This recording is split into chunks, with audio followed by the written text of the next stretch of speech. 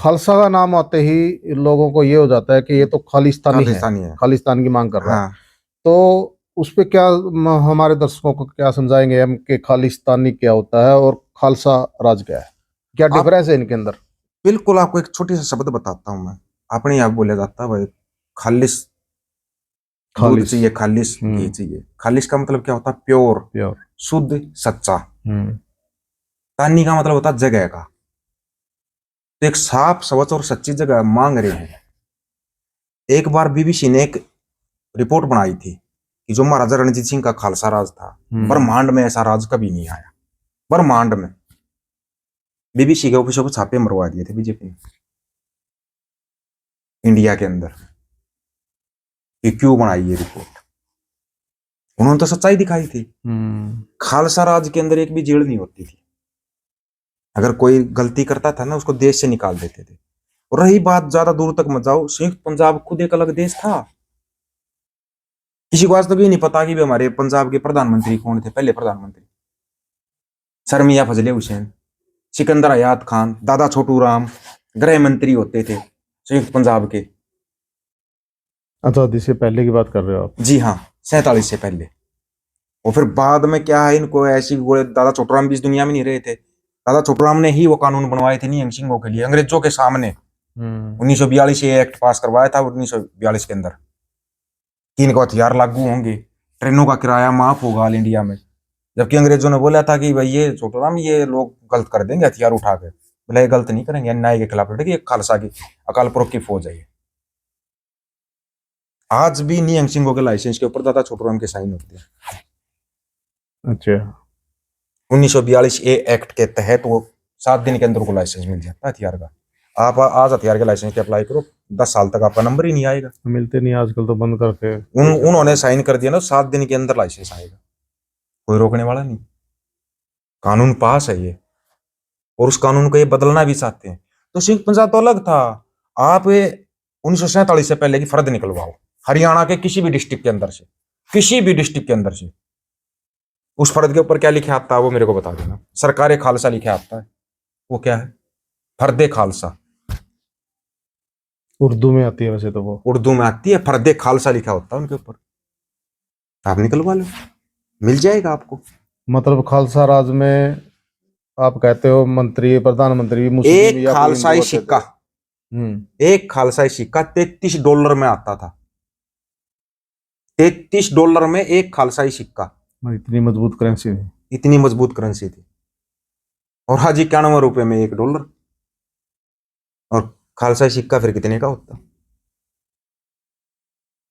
ये चीजें हैं, इसी को बोलते हैं करेंसी। छोटा सा देश है कुवैत है, ये है, इनका दिनार होता है सबसे मजबूत करेंसी है। सबसे मजबूत है। कैसे है वो इतनी मजबूत?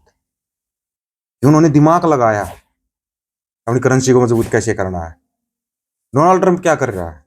खेल खेल रहा है। अगर किसी को ना पता हो तो रशिया इतने से युद्ध लड़ रहा है, रशिया ने भी अपनी करेंसी मजबूत कर ली। ऐसे ऐसे जमूरे बहुत मिलते हैं, सर्कस दिखाने वाले जोकर। इन जोकरों के कारण फायदा उठा ले जाता है वो। हरियाणा के कितनी डेड बॉडियां आ गई रशिया से, और अभी तो आती जा रही है। अभी आते होते। राजस्थान की आली, यूपी की आली, जबरदस्ती ले जाकर उनको बॉर्डर के ऊपर भेजा जा रहा है, क्योंकि ये बेच रहा है यहाँ बैठा बैठा। नहीं, वो तो अभी जो उनके राष्ट्रपति आए थे, पुतिन पुतिन साहब, जी। अभी उन्होंने कहा कि हमें इतने आदमी चाहिए वहां पे, रोजगार के नाम पर 10 लाख 10 लाख। तो क्या उनको भी ये युद्ध श्योरिटी में है भेजेगा। कि युद्ध में नहीं भेजेंगे? भेजेगा, जाते ही भेजेगा। हजारों वीडियो आ चुके हैं बच्चों के वहां से, जाते ही युद्ध में भेजेगा इनको। क्यों मरवा रहा है किसी दूसरे के बच्चों को ये? इनकी तो औलाद है नहीं, तो क्या पता हो भी कहीं पे, ये किसको पता है? जब जो आदमी बोलता है कि मैंने 35 साल तक भीख मांगी, और भीख मांगने के दौरान वो कभी जर्मनी, कभी ऑस्ट्रेलिया, कभी फ्रांस, कभी अमेरिका ऐसे रहा है, बड़े कमाल का भिखारी था। ऐसा भिखारी तो फिर सब बन जाओ, ऐसे भिखारी तो जिसका खुद का जहाज हो, खुद का सब कुछ हो, 10 लाख का पेन हो। आपकी मेरी हिम्मत है, अगर 50 रुपए का पेन लिया है तो उसको अपने से ज्यादा संभाल कर रखेंगे, कहीं गुम ना हो जाए।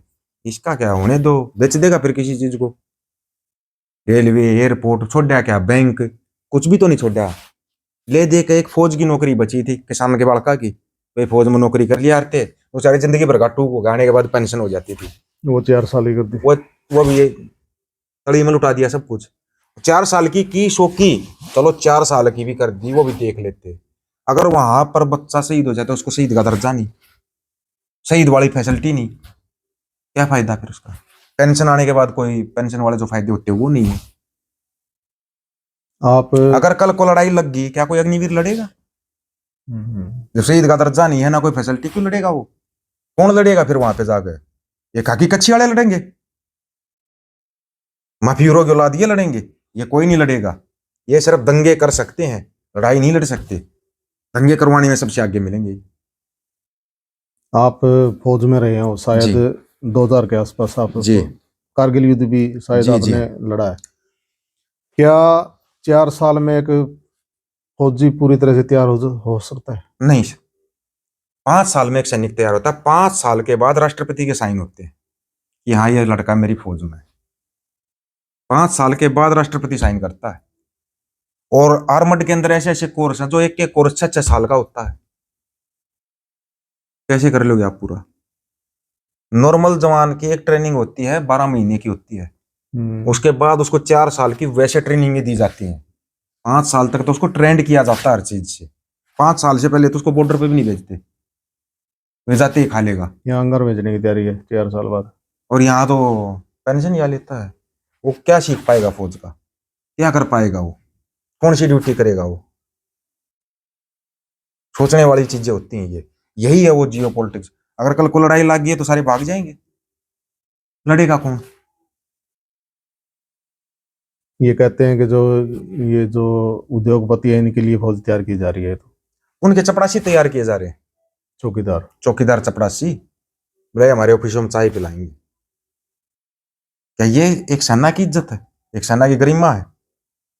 एक जनरल साहब का मैं बयान सुन रहा था, बोला आपकी बात आगे से, बोला एक धर्म विशेष के लोग ही बस सेना में भर्ती होंगे।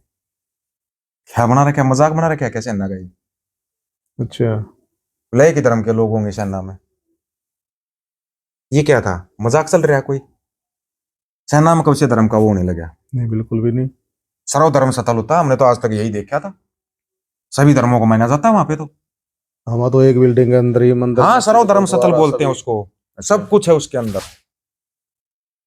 और बिल्कुल भाईचारे से रहते हैं। लेकिन अब सुनने में आया है अलग अलग सिस्टम हो गया, हटा दिया उस सिस्टम को। पूरा खुल के बताएंगे तो दिक्कत बहुतों को हो जाएगी फिर। ये एक चुटकुला बनाते हैं आजकल सरदार पे 12 बज गए, 12 बज के। और इसका एक कोई खास इतिहास है इसका, जी मतलब बिल्कुल। उसके बारे में कुछ। ये क्या था, गजनी एक बाजार लगाता था। आज भी उसका है ना वो टावर है, वो टावर का फोटो भेज दूंगा मैं। आज भी यादगिरी के तौर पर टावर है, उस टावर से पता लगता था वहां पे गजनी का बाजार है। हिंदुओं की बहन बेटियों को उठा के लेके जाता था, और वहां टके टके में गोलियां लगती थी। सिख रात को 12 बजे छापामार युद्ध करते थे, और वहां से हिंदू बहन बेटियों को बचा के लेके आते थे। लेकिन यहाँ पे क्या किया, इनके ऊपर चुटकुला बना दिया, वो सरदार तेरे 12 बज गए, वो सरदार तेरे 12 बज गए। लेकिन हकीकत मायने में इतिहास ये था, अगर वो नहीं होते, सरदार नहीं होते, उनके 12 नहीं बजते, तो तुम्हारे पता नहीं कौन से 24 बजे मिलते।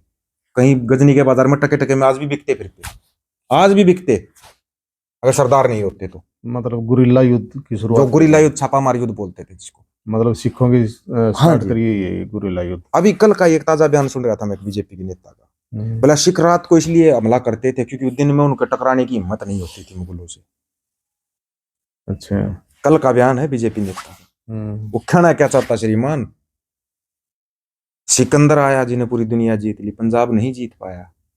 जब तक महाराजा रणजीत सिंह थे 200 साल इंडिया गुलाम रहा था, सिर्फ 100 साल पंजाब गुलाम रहा है, सिर्फ 100 साल। 1847 में महाराजा रणजीत सिंह के जाने के बाद पंजाब गुलाम हुआ था, वो भी कुछ गद्दारों के कारण।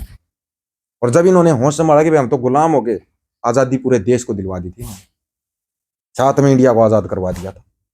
आप कुर्बानियों का इतिहास उठा के देखो, सबसे ज्यादा कुर्बानियां सिखों की हैं। 90% कुर्बानियां आजादी के योगदान में। अगर 96 बंदे फांसी टूटे हैं तो उसमें से 92 बंदे सिख होते थे। आप इतिहास उठा लो पूरा, एक एक चीज का इतिहास है।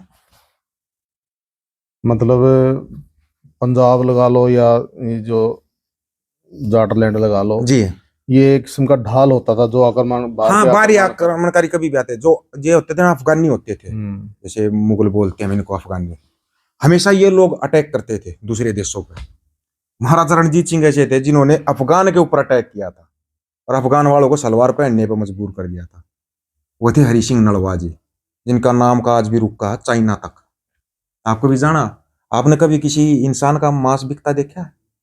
हम्म। 1 ग्राम मांस की उस टाइम पर लाखों रुपए में कीमत होती थी हरि सिंह नलवा का। क्यों भी क्या था वो पता है आपको? चाइना के अंदर भी क्या है, वो जब किसी औरत के पेट में बच्चा होता था ना, तो उसके हाथ पे ताबीज बना के बांधते थे उसके मांस को, कि हरि सिंह नलवे जैसा बच्चा पैदा हो जाएगा। अमेरिका के अंदर बास्केटबॉल को नेशनल गेम है उनका, जैसे हमारा हॉकी है वैसे बास्केटबॉल है। हरि सिंह नलवा स्टैंड है, हरि सिंह नलवा का फोटो है उनकी जर्सी के ऊपर, कभी देख लेना आप। जो उनकी मेन टीम है अमेरिका की, हाँ, क्लब होते हैं उनके। क्लब है, main club Hari Singh Nalwa club है। जो नेशनल टीम है उसकी, वो उसका भी स्टैंड बनाया हुआ है। तो ये चीजें है ना, इतिहास को मतलब कि इतिहास बनाने का खुद का कोई इतिहास नहीं है, इनका एक इतिहास है, माफी मांगी 60 रुपए पेंशन के बन गए, बस माफी मांग के वो वीर हुए रहे इनके।